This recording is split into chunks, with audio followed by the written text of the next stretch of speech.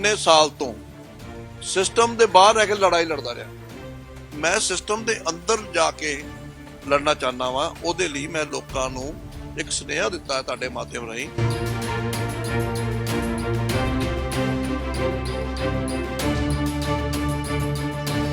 ਸਾਡੇ ਚੰਨੀ ਸਾਹਿਬ ਕਹਿੰਦੇ ਸੀਗੇ, ਮੁੱਖ ਮੰਤਰੀ ਚੰਨੀ ਜੀ ਕਹਿੰਦੇ ਮੈਂ ਮੰਜੇ ਬੁਣ ਲੈਣਾ ਵਾਂ, ਮੈਂ ਮੱਝਾਂ ਵੀ ਚੋ ਲੈਣਾ ਵਾਂ, ਮੈਂ ਟੈਂਟ ਵੀ ਲਾ ਲੈਣਾ ਵਾਂ, ਮੈਂ ਰੇਹੜੀ ਵੀ ਲਾਈ ਹੋਈ ਹੈ ਤੇ ਮੈਂ ਤਾਂ ਮੁੱਖ ਮੰਤਰੀ, ਮੈਂ ਤਾਂ ਬਿਨਾਂ ਪੈਸੇ ਤੋਂ ਇਲੈਕਸ਼ਨ ਲੜਿਆ ਵਾ। ਤੇ ਮੈਂ ਉਹ ਤਾਂ ਕਿਸੇ ਨੇ ਦੇਖਿਆ ਨਹੀਂ, ਆਹ ਤਾਂ ਤੁਹਾਡੇ ਸਾਹਮਣੇ ਹੈ। ਮੈਂ ਤੁਹਾਨੂੰ ਦਿਖਾ ਰਿਹਾ ਕਿ ਮੈਂ ਸਾਰਾ ਕੁਝ ਬਣਾ ਵੀ ਰਿਹਾ ਤੇ ਲੋਕਾਂ ਨੂੰ ਪਰੋਸ ਵੀ ਰਿਹਾ।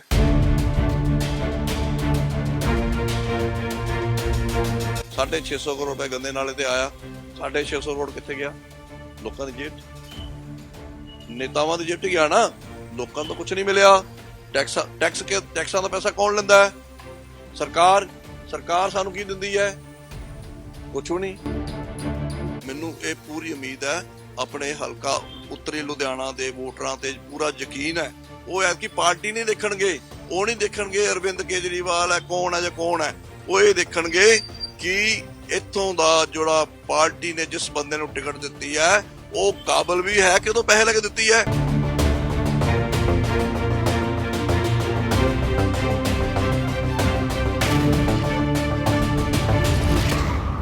ਪੰਜਾਬ ਦੇ ਵਿੱਚ 2022 ਦੀਆਂ ਵਿਧਾਨ ਸਭਾ ਚੋਣਾਂ ਦਾ ਵਿਗਲ ਵਜਿਆ ਆਇਆ ਵਾ। ਸੋ ਵੱਖ-ਵੱਖ ਉਮੀਦਵਾਰ ਜਿਹੜੇ ਨੇ ਮੈਦਾਨ ਦੇ ਵਿੱਚ ਉਤਰ ਕੇ ਚੋਣ ਪ੍ਰਚਾਰ ਕਰ ਰਹੇ ਨੇ। ਸੋ ਇੱਥੇ ਵੀ ਦੱਸ ਦਈਏ ਕਿ ਇਲੈਕਸ਼ਨ ਕਮਿਸ਼ਨ ਵੱਲੋਂ ਕੁਝ ਹਦਾਇਤਾਂ ਦਿੱਤੀਆਂ ਗਈਆਂ ਨੇ। ਇੱਕ ਵਰਕਰ ਜਿਹੜਾ ਉਮੀਦਵਾਰ ਆ ਉਹ 40 ਲੱਖ ਤੋਂ ਵੱਧ ਪੈਸੇ ਜਿਹੜੇ ਨਹੀਂ ਖਰਚ ਕਰ ਸਕਦਾ। ਸੋ ਕੁਝ ਉਮੀਦਵਾਰ ਅਜਿਹੇ ਵੀ ਨੇ ਜਿਨ੍ਹਾਂ ਕੋਲ ਕੁਝ ਪੈਸੇ ਨਹੀਂ ਹੈਗੇ ਤਾਂ ਵੀ ਉਹ ਚੋਣ ਲੜਨ ਲਈ ਮੈਦਾਨ ਦੇ ਵਿੱਚ ਉਤਰ ਰਹੇ ਨੇ। ਸੋ ਤੁਹਾਨੂੰ ਇੱਕ ਤਸਵੀਰ ਦਿਖਾ ਦਿੰਦੇ ਆ। ਸਮਾਜ ਸੇਵੀ ਨੇ ਕੀਮਤੀ ਰਾਵਲ ਚੋਣ ਮੈਦਾਨ ਦੇ ਵਿੱਚ ਉਤਰੇ ਨੇ, ਪਰ ਇਹਨਾਂ ਕੋਲ ਚੁਣਾਵੀ ਫੰਡ ਨਹੀਂ ਹੈਗਾ। ਸੋ ਇਹ ਲਿਖਿਆ ਹੈ ਹੱਕ ਹਲਾਲੀ ਧੰਦੇ ਸੇ ਚੁਣਾवी ਚੰਦਾ ਉਗਾही ਮਿਸ਼ਨ। ਕੀਮਤੀ ਰਾਵਲ ਸਮਾਜ ਸੇਵੀ ਆ, ਵਿਧਾਨ ਸਭਾ ਉੱਤਰੀ ਹਲਕੇ ਤੋਂ ਖੜਨਾ ਚਾਹੁੰਦੇ ਨੇ। ਸੋ ਗੱਲਬਾਤ ਕਰਾਂਗੇ। ਪਾਓ ਭਾਜੀ ਦੀ ਰੇਹੜੀ ਲਗਾਈ ਹੋਈ ਆ, ਚੰਦਾ ਇਕੱਠਾ ਕਰ ਰਹੇ ਨੇ। ਸੋ ਇਹ ਕਮਾਈ ਕਰਕੇ ਚੰਦਾ ਇਕੱਠਾ ਕਰਨਾ ਤੇ ਇਲੈਕਸ਼ਨ ਲੜਨਾ ਕੀਮਤੀ ਰਾਵਲ ਨੇ। ਕੀਮਤੀ ਜੀ, ਚੁਣਾਵ ਲੜਨ ਜਾ ਰਹੇ ਹੋ, ਪਾਓ ਭਾਜੀ ਦੀ ਰੇਹੜੀ ਲਗਾ ਲਈ ਆ, ਚੰਦਾ ਜਿਹੜਾ ਇਕੱਠਾ ਕਰਕੇ ਚੁਣਾਵ ਲੜਨਾ ਵਾ। ਇਲੈਕਸ਼ਨ ਕਮਿਸ਼ਨ ਨੇ ਕਿਹਾ ਕਿ 40 ਲੱਖ ਤੋਂ ਵੱਧ ਜਿਹੜਾ ਵਾ ਪੈਸਾ ਨਹੀਂ ਖਰਚ ਕਰਨਾ। ਤੁਹਾਡੇ ਕੋਲ ਪੈਸੇ ਨਹੀਂ ਹੈਗੇ, ਤੁਸੀਂ ਚੁਣਾਵ ਮੈਦਾਨ 'ਚ ਉਤਰ ਚੁੱਕੇ, ਉੱਤਰੀ ਹਲਕੇ 'ਚੋਂ ਵਿਧਾਨ ਸਭਾ ਦੇ ਚੁਣਾਵ ਲੜਨੇ ਨੇ।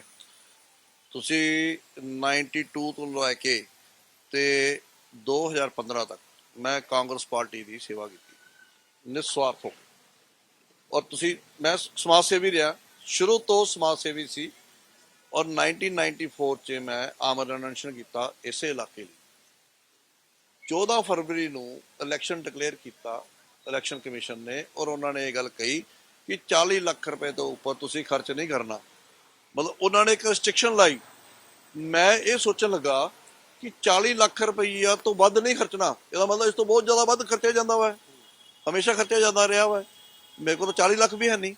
ਤਾਂ ਮੈਂ ਇਹ ਸੋਚਿਆ ਕਿ ਮੈਂ ਕਿੰਨੇ ਸਾਲ ਤੋਂ ਸਿਸਟਮ ਦੇ ਬਾਹਰ ਰਹਿ ਕੇ ਲੜਾਈ ਲੜਦਾ ਰਿਹਾ।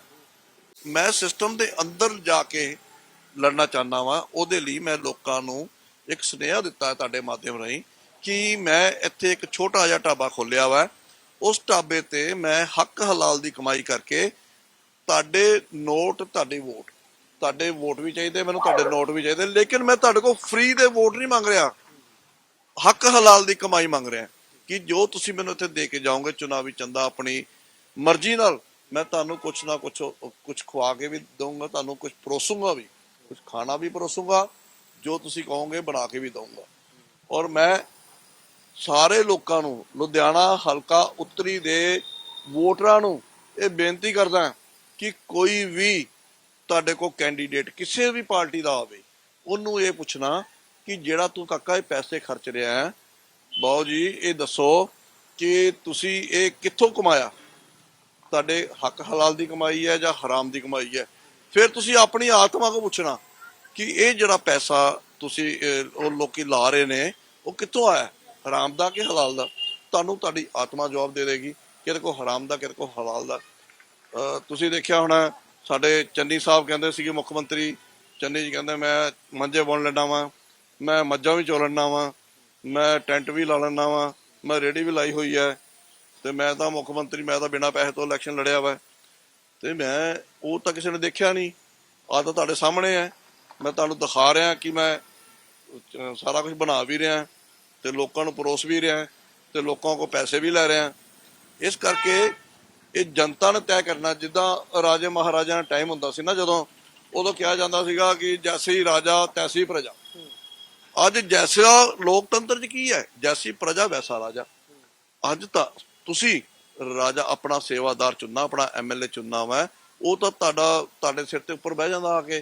ਤੂੰ 5 ਸਾਲ ਬਾਅਦ ਆਂਦਾ ਵਾ, ਬਾਅਦ ਚ ਥੋੜੀਆਂ ਬਹੁਤੀਆਂ ਸ਼ਰਾਬ ਬਣਦਾ, ਨਸ਼ਾ ਵੰਡਿਆ ਔਰ ਆਟੇ ਦੀਆਂ ਥੈਲੀਆਂ ਵੰਡੀਆਂ। ਇਹ ਇਦਾਂ ਦੇ ਉਪਰਾਲੇ ਕਰਕੇ, ਘਟੀਆ ਕੰਮ ਕਰਕੇ ਇਹ ਇਲੈਕਸ਼ਨ ਜਿੱਤਦੇ ਆ। ਉਸ ਤੋਂ ਬਾਅਦ 5 ਸਾਲ ਤੁਹਾਨੂੰ ਲੁੱਟਦੇ ਆ। ਤੁਸੀਂ ਆਪਾਂ ਕਿੰਨੀ ਵਾਰੀ ਗੰਦੇ ਨਾਲੇ ਤੇ ਮਿਲੇ ਆ, ਮੀਡੀਆ ਵਾਲੇ ਸਾਰੇ ਮੈਨੂੰ ਵੀ ਸਾਰੇ ਮਿਲਦੇ ਰਹੇ ਗੰਦੇ ਨਾਲੇ ਤੇ। 650 ਕਰੋੜ ਰੁਪਏ ਗੰਦੇ ਨਾਲੇ ਤੇ ਆਇਆ। 650 ਕਰੋੜ ਕਿੱਥੇ ਗਿਆ? ਲੋਕਾਂ ਦੀ ਜੇਬ 'ਚ, ਨੇਤਾਵਾਂ ਦੀ ਜੇਬ 'ਚ ਗਿਆ ਨਾ। ਲੋਕਾਂ ਨੂੰ ਤਾਂ ਕੁਝ ਨਹੀਂ ਮਿਲਿਆ। ਟੈਕਸਾਂ ਦਾ ਪੈਸਾ ਕੌਣ ਲੈਂਦਾ ਹੈ? ਸਰਕਾਰ। ਸਰਕਾਰ ਸਾਨੂੰ ਕੀ ਦਿੰਦੀ ਹੈ? ਕੁਛ ਵੀ ਨਹੀਂ। ਅੱਜ ਇੱਕ ਨਵੀਂ ਪਾਰਟੀ ਸਾਡੇ ਕੋਲ ਆਈ ਸੀ, ਆਮ ਆਦਮੀ ਪਾਰਟੀ, ਜਿਹਨੂੰ ਮੈਂ 2015 ਚ ਜੁਆਇਨ ਕੀਤੀ ਸੀ। ਔਰ ਉਸ ਪਾਰਟੀ ਨੇ ਸਾਨੂੰ ਕਿਹਾ ਸੀ ਕਿ ਤੁਹਾਨੂੰ ਅਸੀਂ ਛੋਟੇ ਮਾਤੜ ਸਾਥੀਆਂ ਨੂੰ, ਰੇਹੜੀ ਵਾਲਿਆਂ ਨੂੰ, ਢਾਬੇ ਵਾਲਿਆਂ ਨੂੰ, ਰਿਕਸ਼ਾ ਵਾਲਿਆਂ ਨੂੰ ਟਿਕਟਾਂ ਦੇਵਾਂਗੇ। ਲੇਕਿਨ ਅੱਜ ਉਹ ਵੀ ਉਹੀ ਅਰਵਿੰਦ ਕੇਜਰੀਵਾਲ ਨੇ ਐਡਾ ਵੱਡਾ ਪੰਜਾਬ ਨਾਲ ਧੋਖਾ ਕੀਤਾ। ਉਹਨੇ ਸਾਰੇ ਹੀ ਰਵਾਇਤੀ ਪਾਰਟੀਆਂ ਦੇ ਬੰਦਿਆਂ ਨੂੰ ਟਿਕਟਾਂ ਦਿੱਤੀਆਂ। ਤੁਸੀਂ ਮੈਂ ਹਲਕਾ ਉੱਤਰੀ ਦੀ ਗੱਲ ਕਰਦਾ, ਉਹਨੇ ਤਾਂ ਪੂਰੇ ਪੰਜਾਬ ਦੇ ਵਿੱਚ ਹੀ ਲੁੱਟ ਮਚਾਤੀ। ਸਾਰੇ ਪੰਜਾਬ 'ਚ ਰੌਲਾ ਪਿਆ ਕਿ ਟਿਕਟਾਂ ਵੇਚਣੀਆਂ, ਟਿਕਟਾਂ ਵੇਚਤੀਆਂ। ਅੱਜ ਉਹੀ ਭਗਵੰਤ ਮਾਨ ਅੱਜ ਕਿਉਂ ਚੁੱਪ ਹੈ? ਸਿਰਫ ਸੀਐਮ ਦੀ ਕੁਰਸੀ ਲਈ।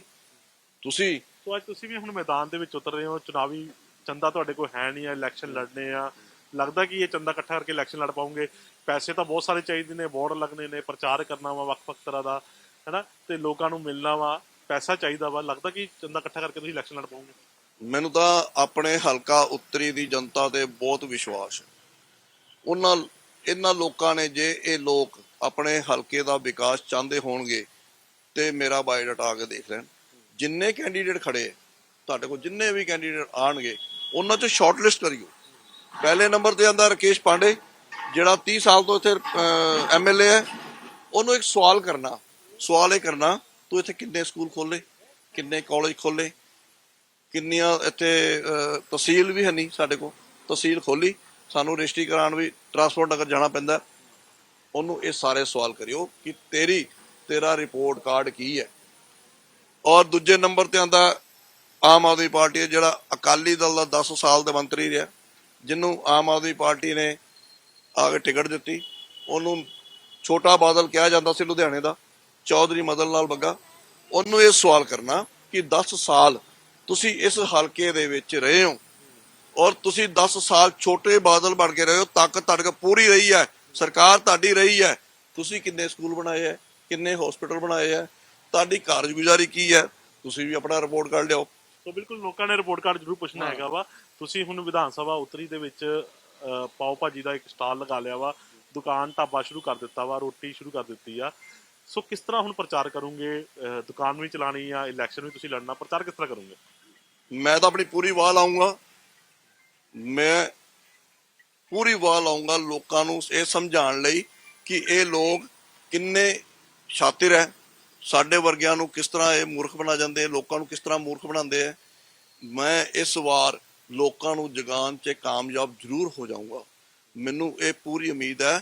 ਆਪਣੇ ਹਲਕਾ ਉੱਤਰੀ ਲੁਧਿਆਣਾ ਦੇ ਵੋਟਰਾਂ ਤੇ ਪੂਰਾ ਯਕੀਨ ਹੈ। ਉਹ ਐਤਕੀ ਪਾਰਟੀ ਨਹੀਂ ਦੇਖਣਗੇ, ਉਹ ਨਹੀਂ ਦੇਖਣਗੇ ਅਰਵਿੰਦ ਕੇਜਰੀਵਾਲ ਹੈ ਕੌਣ ਹੈ ਜਾਂ ਕੌਣ ਹੈ। ਉਹ ਇਹ ਦੇਖਣਗੇ ਕਿ ਇੱਥੋਂ ਦਾ ਜਿਹੜਾ ਪਾਰਟੀ ਨੇ ਜਿਸ ਬੰਦੇ ਨੂੰ ਟਿਕਟ ਦਿੱਤੀ ਹੈ ਉਹ ਕਾਬਲ ਵੀ ਹੈ ਕਿ ਉਦੋਂ ਪੈਸੇ ਲੈ ਕੇ ਦਿੱਤੀ ਹੈ। ਤੁਹਾਨੂੰ ਯਾਦ ਹੋਏਗਾ, ਕੋਈ ਵੀ ਪਾਰਟੀ ਜਦੋਂ ਆਪਣਾ ਕੈਂਡੀਡੇਟ ਉਤਾਰਦੀ ਹੈ, ਜਦੋਂ ਉਹ ਆਪਣਾ ਬਾਇਓਡਾਟਾ ਉੱਥੇ ਦਿੰਦਾ ਵਾ, ਇਲੈਕਸ਼ਨ ਕਮਿਸ਼ਨ ਕੋ ਆਪਣੀ ਇਨਕਮ ਸ਼ੋਅ ਕਰਦਾ ਵਾ, ਤੇ ਹਰ ਸਾਲ ਉਹਦੀ ਇਨਕਮ ਵੱਧ ਜਾਂਦੀ। ਉਹਨਾਂ ਨੂੰ ਪੁੱਛੋ ਤੁਹਾਡੇ ਕਿਹੜੇ ਕਾਰਖਾਨੇ ਚੱਲਦੇ ਯਾਰ, ਕਿਹੜੀਆਂ ਐਸੀਆਂ ਕਮਾਈਆਂ ਨੇ। ਇਹ ਸਾਰੀ ਜਨਤਾ ਨੂੰ ਪਤਾ ਹੈ ਕਿ ਉਹ ਕਿਸ ਤਰ੍ਹਾਂ ਲੁੱਟਦੇ ਆ ਜਨਤਾ ਨੂੰ, ਇਲਾਕੇ ਨੂੰ ਕਿੱਦਾਂ ਲੁੱਟਦੇ ਆ, ਸਾਡੇ ਟੈਕਸਾਂ ਦਾ ਪੈਸਾ ਉਹ ਕਿੱਦਾਂ ਖਾ ਜਾਂਦੇ ਆ। ਇਹ ਸਾਰੇ ਰਲ ਮਿਲ ਜਾਂਦੇ ਇੱਕ ਵਾਰੀ ਕਿ ਜਦੋਂ ਸੱਤਾ 'ਚ ਆਉਂਦੇ ਆ। ਇਹਨਾਂ ਨੇ ਇਹ ਨਹੀਂ ਦੇਖਣਾ ਕਿ ਸਾਡੀ ਜਨਤਾ ਦਾ ਕੰਮ ਹੋ ਨਹੀਂ ਰਿਹਾ, ਇਹਨਾਂ ਨੇ ਇਹ ਦੇਖਣਾ ਕਿ ਸਾਡੀ ਜੇਬ ਕਿੱਦਾਂ ਭਰੀ ਜਾਂਦੀ। ਦੁਕਾਨ ਖੋਲੀ ਆ, ਕਿਸ ਤਰ੍ਹਾਂ ਦੁਕਾਨ ਖੋਲੀ ਆ, ਪੈਸਾ ਕਿੱਥੋਂ ਲਿਆਂਦਾ ਵਾ, ਚੁਣਾਵ ਅੱਗੇ ਲੜਨੇ ਆ, ਕਿੱਦਾਂ ਲੜੂਗਾ? ਮੇਰਾ ਪਹਿਲਾਂ ਵੀ ਇੱਥੇ ਲੇਡੀ ਸੂਟਸ ਦਾ ਕੰਮ ਹੈ ਔਰ ਮੈਂ 2 ਲੱਖ ਰੁਪਏ ਨਾਲ ਇਹ ਕੰਮ ਸ਼ੁਰੂ ਕੀਤਾ ਵਾ ਔਰ ਮੈਨੂੰ ਬੜਾ ਅੱਛਾ ਰਿਸਪੌਂਸ ਲੋਕਾਂ ਨੇ ਦਿੱਤਾ ਹੈ। ਇੱਥੇ ਬਹੁਤ ਲੋਕ ਆ ਰਹੇ ਆ ਔਰ ਮੈਨੂੰ ਉਹਨਾਂ ਨੇ ਆਸ਼ਵਾਸਨ ਦੇ ਰਹੇ ਲੋਕ ਆ ਕੇ ਕਿ ਅਸੀਂ ਤੇਰੇ ਨਾਲ ਆ। ਤੇ ਚੁਣਾਵੀ ਫੰਡ ਲਈ ਇਹ ਦੁਕਾਨ ਖੜੀ ਹੈ ਕਿ ਫੰਡ ਇਕੱਠਾ ਕੀਤਾ ਜਾਵੇ ਉਸ ਤੋਂ ਇਲੈਕਸ਼ਨ ਲੜੀ ਜਾਵੇ। ਚੁਣਾਵੀ ਫੰਡ ਤਾਂ ਬਹੁਤ ਜ਼ਰੂਰੀ ਹੈ, ਉਸ ਤੋਂ ਬਿਨਾਂ ਨਹੀਂ ਇਲੈਕਸ਼ਨ ਲੜਿਆ ਜਾ ਸਕਦਾ। ਕਿਉਂਕਿ ਮੈਂ ਤਾਂ ਤੁਸੀਂ ਮੇਰੇ ਅਖਬਾਰਾਂ ਦੀ ਕਟੀਆਂ ਦੇਖੀਆਂ, ਸੋਸ਼ਲ ਮੀਡੀਆ 'ਚ ਦੇਖਿਆ, ਮੀਡੀਆ 'ਚ ਦੇਖਿਆ, ਨੈਸ਼ਨਲ ਮੀਡੀਆ 'ਚ ਮੈਂ ਆ ਚੁੱਕਾ। ਉਹਨਾਂ ਸਭ 'ਚ ਦੇਖਿਆ ਕਿ ਮੈਂ ਜਿੰਨਾ ਕੁ ਕੰਮ ਕੀਤਾ ਹੋਵੇ ਮੇਰਾ ਬਾਇਓਡਾਟਾ ਵੀ ਜ਼ਰੂਰ ਕੰਸੀਡਰ ਕੀਤਾ ਜਾਵੇ। ਵੋਟਰਾਂ ਨੂੰ ਕਹਿ ਰਿਹਾ ਕਿ ਜਦੋਂ ਤੁਸੀਂ ਕੋਈ ਚਪੜਾਸੀ ਰੱਖਦੇ ਹੋ ਕਿਸੇ ਜਗ੍ਹਾ ਤੇ ਉਹਦਾ ਬਾਇਓਡਾਟਾ ਦੇਖ ਦਿਓ। ਸੋ ਬਿਲਕੁਲ ਬਾਇਓਡਾਟਾ ਲੈਣਾ ਜ਼ਰੂਰੀ ਹੈਗਾ। ਤੁਸੀਂ ਤਸਵੀਰਾਂ ਤੁਹਾਨੂੰ ਦਿਖਾ ਦਿੰਦੇ ਆ। ਸੋ ਕੀਮਤੀ ਰਾਵਲ ਵੱਲੋਂ ਦੁਕਾਨ ਖੋਲੀ ਗਈ ਆ, ਪਾਓ ਭਾਜੀ ਦੀ ਇੱਕ ਦੁਕਾਨ ਆ ਜਿਹਦੇ ਚ ਲਿਖਿਆ ਆ ਹੱਕ ਹਲਾਲੀ ਧੰਦੇ ਸੇ ਚੁਣਾਵੀ ਚੰਦਾ। ਸੋ ਗਾਹੀ ਮਿਸ਼ਨ ਸ਼ੁਰੂ ਕਰ ਦਿੱਤਾ ਗਿਆ ਵਾ। ਵਿਧਾਨ ਸਭਾ ਉੱਤਰੀ ਤੋਂ ਚੁਣਾਵ ਲੜਨੇ ਉਹਨਾਂ ਨੇ। ਸੋ ਤੁਸੀਂ ਇਹ ਤਸਵੀਰਾਂ ਦੇਖ ਸਕਦੇ ਹੋ। ਪਾਓ ਭਾਜੀ ਵੀ ਖੁਦ ਬਣਾਉਂਦੇ ਨੇ, ਉੱਥੇ ਦੁਕਾਨ ਚਲਾਉਂਦੇ ਨੇ ਔਰ ਚੰਦਾ ਇਕੱਠਾ ਕਰਕੇ ਉੱਤਰੀ ਹਲਕੇ ਤੋਂ ਚੁਣਾਵ ਲੜਨਾ ਚਾਹੁੰਦੇ ਨੇ। ਸੋ ਲੁਧਿਆਣਾ ਦਾ ਉੱਤਰੀ ਹਲਕਾ ਹੈਗਾ ਵਾ। ਸੋ ਕਹਿ ਰਹੇ ਨੇ, ਲੋਕਾਂ ਨੂੰ ਵੀ ਅਪੀਲ ਕਰ ਰਹੇ ਨੇ, ਅਗਰ ਤੁਹਾਡੇ ਹਲਕੇ 'ਚ ਕੋਈ ਲੀਡਰ ਆਉਂਦਾ ਵਾ ਉਸ ਦਾ ਬਾਇਓਡਾਟਾ ਜ਼ਰੂਰ ਲਓ। ਸੋ ਉਸ ਦੀ ਇਨਕਮ ਸੋਰਸ ਜ਼ਰੂਰ ਜਾਣੋ। ਅਗਰ ਉਹ ਇਲੈਕਸ਼ਨ ਲੜ ਚੁੱਕਾ ਵਾ ਤਾਂ ਉਸ ਦੇ ਕੋਲ ਇਨਕਮ 5 ਸਾਲਾਂ 'ਚ ਕਿਸ ਤਰ੍ਹਾਂ ਇਕੱਠੀ ਹੋਈ। ਸੋ ਇਸ ਤਰ੍ਹਾਂ ਦੇ ਸਵਾਲ ਜਿਹੜੇ ਕੀਮਤੀ ਰਾਵਲ ਨੇ ਖੜੇ ਕੀਤੇ ਨੇ ਔਰ ਕਹਿ ਰਹੇ ਨੇ ਕਿ ਇਸ ਵਾਰ ਉੱਤਰੀ ਹਲਕੇ ਤੋਂ ਚੁਣਾਵ ਲੜਨਗੇ ਪਰ ਚੰਦਾ ਜਿਹੜਾ ਵਾ ਉਹਨਾਂ ਕੋਲ ਨਹੀਂ ਹੈਗਾ, ਚੁਣਾਵੀ ਚੰਦਾ ਨਹੀਂ ਹੈਗਾ। ਇਲੈਕਸ਼ਨ ਕਮਿਸ਼ਨ ਨੇ ਜ਼ਰੂਰ 40 ਲੱਖ ਰੁਪਏ ਕਹਿ ਦਿੱਤਾ ਵਾ ਪਰ ਉਹਨਾਂ ਕੋਲ ਚੁਣਾਵ ਲੜਨ ਦੇ ਲਈ ਚੰਦਾ ਨਹੀਂ ਹੈਗਾ। ਇਸ ਲਈ ਉਹ ਦੁਕਾਨ ਖੋਲ ਕੇ ਚੰਦਾ ਇਕੱਠਾ ਕਰ ਰਹੇ ਨੇ ਤੇ ਵਿਧਾਨ ਸਭਾ ਉੱਤਰੀ ਹਲਕੇ ਤੋਂ ਚੁਣਾਵ ਲੜਨਾ ਚਾਹੁੰਦੇ ਨੇ। ਕੈਮਰਾਮੈਨ ਰਕੇਸ਼ ਦੇ ਨਾਲ ਨਰਿੰਦਰ ਮਹਿੰਦੂ, ਜਗਬਾਣੀ ਟੀਵੀ ਲੁਧਿਆਣਾ।